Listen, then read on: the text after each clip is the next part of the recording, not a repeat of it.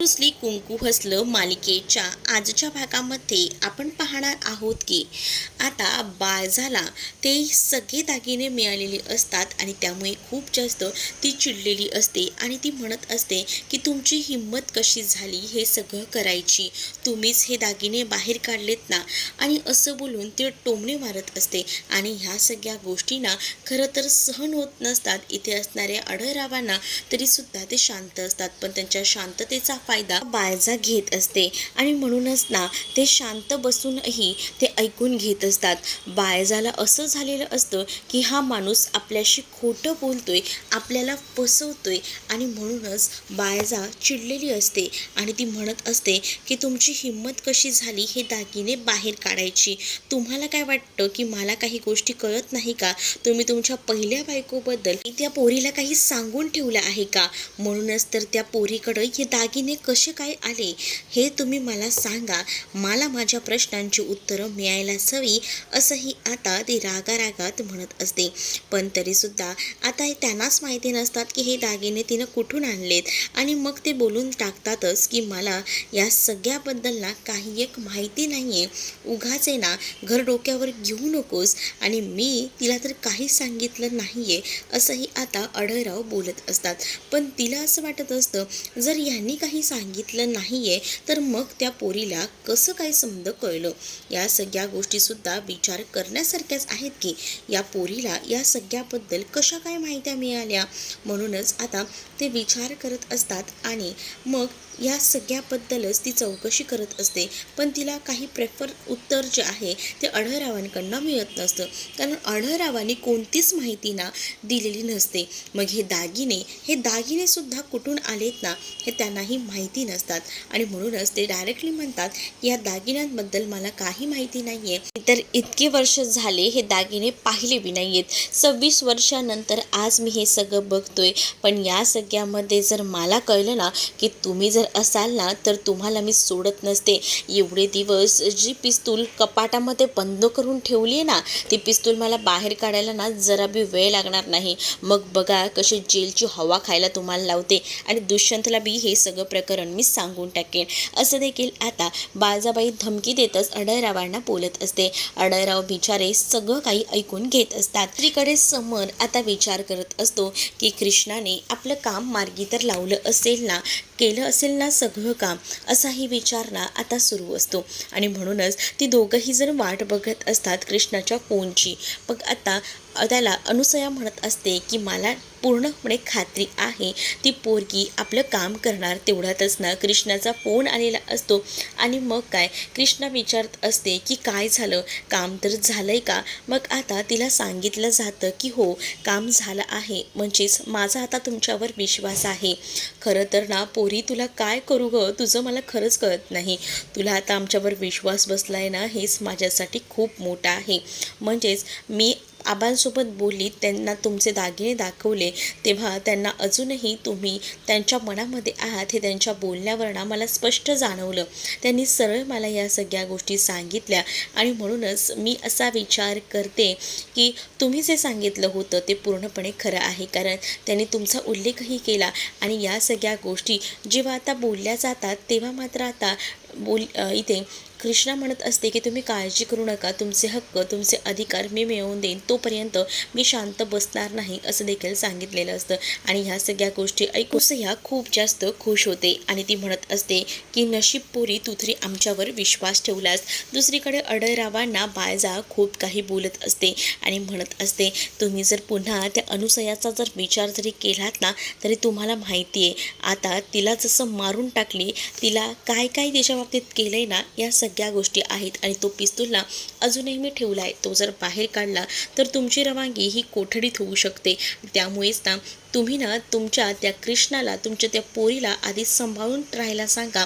उगाच ना तिला म्हणा या सगळ्यामध्ये पडू नकोस, कारण जर ती या सगळ्यात पडली, हलक्यात घेत असाल तर इथे निवडणूक आली आहे, निवडणुकीच्या दरम्यान मला कोणताही अडथळा नको आहे, मला कोणतीही बाचाबाची नको आहे, असं देखील आता डायरेक्टली सांगून टाकलेलं असतं. जेव्हा या सगळ्या गोष्टी बाळजा बोलत असते तेव्हा मात्र आता घडलेला सगळा 26 वर्षापूर्वीचा भूतकाळ जो आहे तो मात्र आढळरावांना आठवू लागतो. अडरावांच्या हातून जे काही घडलेला प्रकार होता तो सगळा आठवल्याने त्यांना आता त्रास होत असतो. वरून ही बायजा त्यांना धमकवत असते, त्यांना म्हणत असते की हे सगळं काही तुमच्यामुळे झालेलं आहे, मग तुम्हाला मी सोडत नसते असं देखील ती म्हणत असते. पण अडरावांना या सगळ्या गोष्टींचा खूपच जास्त राग येत असतो, खूप जास्त संताप होत असतो आणि त्यामुळेच ना बिचारे अडराव शांत असतात. पण ह्या बायजाची बडबड काही थांबलेली नसते. तिला हेच वाटत असतं की सगळ्या काही गोष्टी ना आपण ठरवल्यात तशाच व्हायला हव्या आणि तिला जसं की ओपन चॅलेंज दिलेलं आहे त्या चॅलेंजला सुद्धा ती घाबरत असते. कारण तिला माहिती आहे जर या पोरीने हे सगळं खणून काढलं तर आपल्या हातातनंच सकत जाऊ शकतं. बायजा निघून गेलेली असते. बायजा निघून गेल्यावर ते खाली पडलेला जो सोन्याचा हार आहे तो हातात घेतला जातो आणि तो हार जेव्हा अडराव हातात घेतात ना तेव्हा त्यांना त्यांच्या अनुसयाची आठवण येते. दुसरीकडे आता कृष्णा सांगत असते की मला सगळ्या गोष्टी कळल्यात आणि आबांनी तुमचं नावही घेतलंय, त्यामुळे ना मी कायम तुमच्या सोबत आहे. तुम्ही असं समजू नका की सगळं काही चुकीचं होईल, पण आता मी तुम्हाला न्याय मिळवून देईनच असं बोलून ती आता फोन ठेवते. तिनं आता फोन ठेवल्याबरोबर इकडे बायजा कृष्णाच्या मागे येऊन उभी राहिलेली असते आणि बायजा कृष्णाला म्हणत असते की काय चाललंय काय तुझं? तुला असं वाटत असेल की माझं जे काही वर्चस्व आहे ते तू संपवायला निघालीस, पण असं समजू नकोस की सगळं संपेल हे असं हलक्यात संपणार नाही आहे. कारण तू मला कधीपासून सांगतेस 15 दिवस 12 दिवस 5 दिवस, पण तुझ्यानं काहीच होणार नाही आहे हेही मला पूर्णपणे माहिती झालेलं आहे. एवढं सगळं बोलल्यानंतर इकडे मात्र आता कृष्णा थोडी शांत बसते, कारण कृष्णानं या सगळ्यासाठी पहिल्यापासून तयारीत होती आणि आता तर तिच्या हातामध्ये एवढे सारे पुरावे जे लागलेत त्यामुळे ती थोडी शांत बसणार आहे. त्यामुळेच ती आता बायजाला सरळ सरळ म्हणत असते की थांबा, अजून दिस शिल्लक आहेत, होतील सगळ्या गोष्टी नीट, पण तुम्हाला या सगळ्या गोष्टी ज्या आहेत ना त्या कळत नाही आहेत. पण मी ना आता या सगळ्या गोष्टी पुरून उरेन आणि लक्षात ठेवा कशा तेव्हा गळफास लागणार आहे तेव्हा तर मग असा जीव गुदमरून जाईल, तेव्हा मदत मागायची गरज लागेल, पण तेव्हा तुम्हाला गरज कोणीही देणार नाही. ही आता मुद्दामूनच कृष्णा तिला रागातच बोलत असते. कृष्णा जेव्हा या सगळ्या गोष्टी बोलते तेव्हा मात्र बायजाबाईंची थरथर कापत असते, थरकाप उडालेला असतो. कारण त्याला माहिती आहे की कृष्णाने एखादी गोष्ट ठरवली तर ते करण्यासाठी कृष्णा स्वतःला काही करू शकते, अगदी जीवाची बाजीही लावू शकते, पण अजून तरी कृष्णाने काही केलं नाही आहे म्हणून बायजा सुरक्षित असते. पण आता अडरावांच्या समोर तिने आणलेला तो अनुसयाचा तो नेकलेस आणि या सगळ्या गोष्टी आता बायजा थोडी हादरलेली असते. तिला असं वाटत असतं की हे सगळं प्रकरण बाहेर यायला नको, नाहीतर या सगळ्याचा आपल्या निवडणुकीवर परिणाम होऊ शकतो, आपले साम्राज्य नष्ट होऊ शकतं. ह्या गोष्टी तिला माहिती असतात आणि म्हणूनच त्या भीतीने आता ती घाबरत असते. पण कृष्णाने तिला जे काही सांगितलेलं असतं त्यामुळे तिला त्या सगळ्या गोष्टींवर हसू येतं. पण कृष्णाने ज्या गोष्टी सांगितलेल्या असतात ना त्या बायजाला परफेक्ट सांगितलेल्या असतात, कारण तिच्या हातात आता भले मोठे पुरावे असतात आणि ते पुरावे आता तिच्या हाती असले तरीसुद्धा कधी गायी बाहेर काढायचे ना हे त्या कृष्णाला बरोबर माहिती असतात. त्यामुळे कृष्णाने आता सुनावलेलं असतं आणि त्या बायजाला तिकडनं घालून दिलेलं असतं.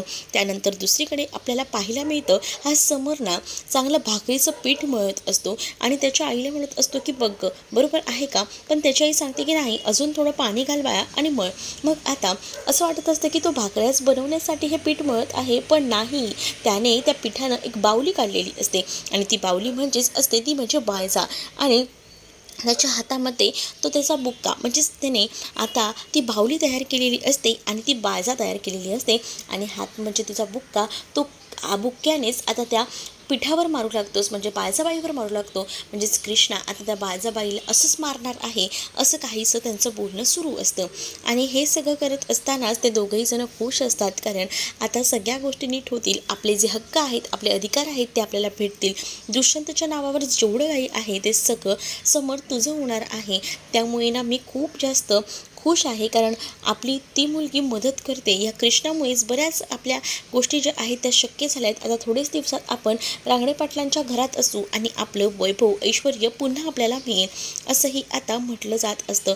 आणि या सगळ्या गोष्टी जेव्हा बोलल्या जातात ना तेव्हा तो खूपच जास्त खुश असतो, कारण त्याला आता या सगळ्या कंटाळा आला होता या सगळ्या क्षणांचा. आपण आता जेव्हा तो या सगळ्या मदतीने घरी जाणार आहे तेव्हा कुठे जाऊन त्याला बरं वाटतंय असाही विचार ना आता मात्र मात्र त्याच्या डोक्यामध्ये होत असतो आणि म्हणूनच पीठ बनवलेल्या बाळजाचा चांगलाच नरडीचा घोट तो घेत असतो, कारण त्याला आता खूप जास्त राग येत असतो. दुसरीकडे आता अढळराव जे आहेत ते दारू पीत बसलेले असतात आणि अढळराव जेव्हा दारू पितात ना तेव्हा मात्र आता कृष्णा त्यांच्याकडे बघत असते आणि कृष्णा आता म्हणत असते की आबा तुमचं काय चाललं आहे, मला जरा नीट सांगा. म्हणजे तुम्ही स्वतःला या सगळ्याचा त्रास करून का घेताय, नक्की तुमच्या मनामध्ये काय काय सुरू आहे हे एकदा जर तुम्ही आम्हासनी सांगितलं ना तर आम्हाला बी कळेल ना की काय गडबड आहे ते. पण जर तुम्ही आम्हासनी बोललातच नाही तर कशा सगळ्या गोष्टी कळणार आहेत, असंही आता म्हटलं जातं. जेव्हा या सगळ्या गोष्टी बोलल्या जातात तेव्हा मात्र ती समोर ठेवलेला दारूचा ग्लास बाजूला करतच विचारत असते की बोला बोला आणि मला आता सगळं एक एक करून सांगा. जेवढंही काही तुमच्या मनात असेल ना तेवढ्या सगळ्या गोष्टी माझ्यासमोर मांडा, असंही कृष्णा आता अढळरावांना बोलत असते. जेव्हा कृष्णा हे सगळं अढळरावांना बोलते ना तेव्हा अढळराव जे आहेत ते मात्र म्हणू लागतात की मला तुला एवढंच सांगायचं आहे की बघ, ज्या काही घडतात आयुष्यामध्ये गोष्टी त्या आपल्या विधिलिखित असतात. म्हणजे कधीतरी हे आयुष्यात काहीतरी घडत असतं. आताच्या या सगळ्या काळात आहे ना माणसाला इथल्या इथेच भोगावं लागतं आणि माझं नशीब बी तसंच आहे. आधी ना मला लोक किती मानायचे, सगळेजण माझ्याबद्दल नुसतं कोड कौतुक करायचे, पण आज माझ्यावर अशी वेळ आली आहे ना की ढुंकूनसुद्धा लोक माझ्याकडे पाहत नाही, कारण माझ्याकडनं घडलेल्या गोष्टींमुळे चुकीच्या गोष्टींमुळे हे सगळं काही माझ्यावर ओढवलं आहे, असं देखील आता म्हटलं जात असतं. मग अढळरावांना ती म्हणत असते की एक एक गोष्टी मला नीट सांगा म्हणजे मला कळतील. जर तुम्ही मला काहीच गोष्टी नीट सांगितल्या नाही तर कशा कळणार आहेत, असंही आता ती म्हणत असते. आणि मग सगळ्या एक एक गोष्टी ती जाणून घ्यायचा प्रयत्न करत असते. आणि मग तिला आता म्हटलं जातं की बघा तुम्ही या गोष्टी बोलतायत मला, पण थोडंफार मला हलकंसं काहीतरी सांगा म्हणजे त्याबद्दल मला नीट तुमच्यासोबत बोलता येईल. मग आता अनुसयाचा भूतकाळ ते सांगायला सुरुवात करतात आणि ते म्हणतात की माझं आयुष्य ना खरंच आधी खूप जास्त सुखात होतं, सगळ्या काही गोष्टी माझ्या हातात होत्या, पण मी स्वतःच्या हातानं माझं सगळं वाटोळं करून घेतलं. जेव्हापासनं ही बाळजा माझ्या नशिबात आली ना तेव्हापासनं माझ्या आयुष्याची राख रांगोळी झाली आहे. मी विचारही केला नव्हता की एवढं सगळं काही माझ्या आयुष्यात घडेल, पण जे काही घडलंय ना ते खूपच जास्त भयानक घडलं. मी माझ्या ह्या हातानं माझ्या अनुसयाला गमावले. म्हणजे आता काय घडत असेल असं कधी कधी वाटतं ना की माझ्यासमोर अनुसया येईल की नाही हेच वाटत नाही. जर 1% जरी मला असं मनातून वाटत असलं ना की अनुसया येईल तर मी सगळं सोडून तिच्याकडे धावत जाईन, सगळ्या गोष्टी विसरून जाईन आणि तिच्याकडे धाव घेईन, कारण माझ्यासाठी माझी अनुसया खूपच जास्त महत्त्वाची आहे, असं देखील आता म्हटलं जात असतं. या सगळ्या गोष्टी जेव्हा आता बोलून दाखवतात ना तेव्हा कृष्णाला या गोष्टींबद्दल कळतं की ज्या काही गोष्टी आहेत त्या परफेक्टपणे हे लोक सांगत आहेत. आणि मग जेव्हा या गोष्टी तिला कळतात तेव्हा मात्र ती आता विचार करते की यांच्या आयुष्यात एवढं सगळं घडून गेलं आहे आणि आबा आपल्याला या सगळ्या गोष्टी सांगतात सुद्धा आहेत.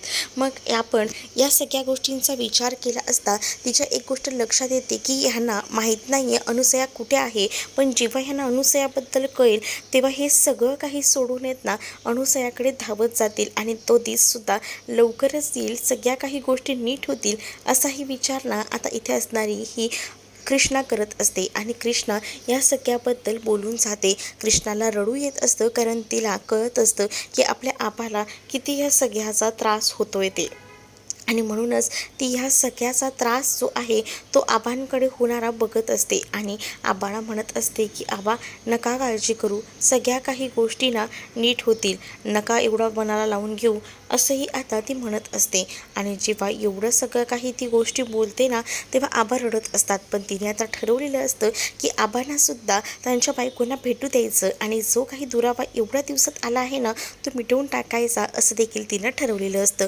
दुसरीकडे आता रात्र झालेली असते आणि तिने ठरवलेलं असतं की आपण दुष्यंतला वेळ देत नाही, म्हणूनच छान अशा कॅन्डल्स तिने रूममध्ये लावलेल्या असतात.